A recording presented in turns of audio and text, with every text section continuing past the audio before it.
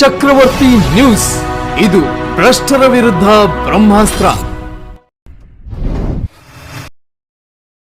ಈ ಸುದ್ದಿ ನೋಡೋ ಮೊದಲು ನೀವಿನ್ನೂ ನಮ್ಮ ಚಾನಲ್ಗೆ ಸಬ್ಸ್ಕ್ರೈಬ್ ಮಾಡ್ಕೊಂಡಿಲ್ಲ ಅಂದ್ರೆ ಕೂಡಲೇ ಸಬ್ಸ್ಕ್ರೈಬ್ ಮಾಡಿ, ಪಕ್ಕದಲ್ಲಿರುವ ಬೆಲ್ ಐಕಾನ್ ಅನ್ನು ಕ್ಲಿಕ್ ಮಾಡಿ. ಹಾಗೆ ಮಾಡೋದ್ರಿಂದ ನಾವು ಮಾಡೋ ಪ್ರತಿಯೊಂದು ಸುದ್ದಿಯ ಅಪ್ಡೇಟ್ಸ್ ಮೊದಲು ನಿಮಗೆ ಬರುತ್ತದೆ.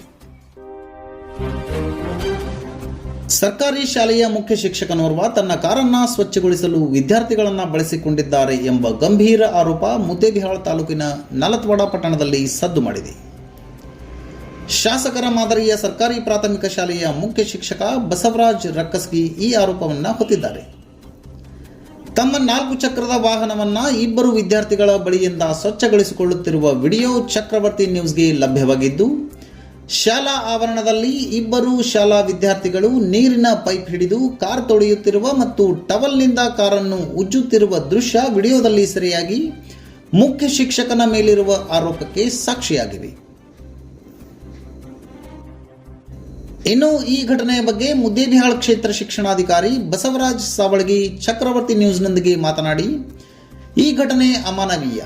ವಿದ್ಯಾರ್ಥಿಗಳನ್ನು ತಮ್ಮ ವೈಯಕ್ತಿಕ ಕಾರ್ಯಕ್ಕೆ ಬಳಸಿಕೊಳ್ಳುತ್ತಿರುವುದು ಕಾನೂನು ರೀತಿಯ ಅಪರಾಧ. ಕೂಡಲೇ ಸದರಿ ಶಾಲಾ ಶಿಕ್ಷಕನಿಗೆ ನೋಟಿಸ್ ಜಾರಿ ಮಾಡುತ್ತಾನೆ ಅಂತ ಹೇಳಿದ್ದಾರೆ. ಈ ಸುದ್ದಿ ನಿಮಗೆ ಇಷ್ಟ ಆಗಿದ್ರೆ ಲೈಕ್ ಮಾಡಿ, ಶೇರ್ ಮಾಡಿ, ಸಬ್ಸ್ಕ್ರೈಬ್ ಮಾಡಲು ಮರೆಯದಿರಿ. ನಿರಂತರ ಸುದ್ದಿಗಳಿಗಾಗಿ ನೋಡ್ತಾ ಇರಿ ಚಕ್ರವರ್ತಿ ನ್ಯೂಸ್.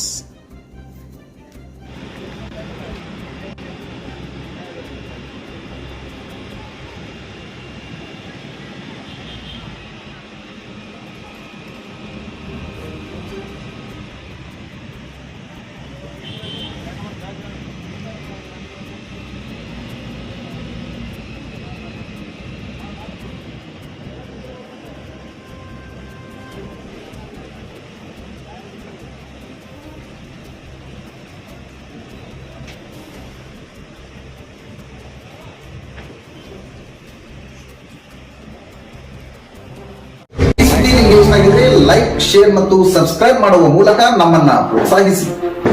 ನಿರಂತರ ಸುದ್ದಿಗಳಿಗಾಗಿ ನೋಡ್ತಾ ಇರಿ ಚಕ್ರವರ್ತಿ ನ್ಯೂಸ್.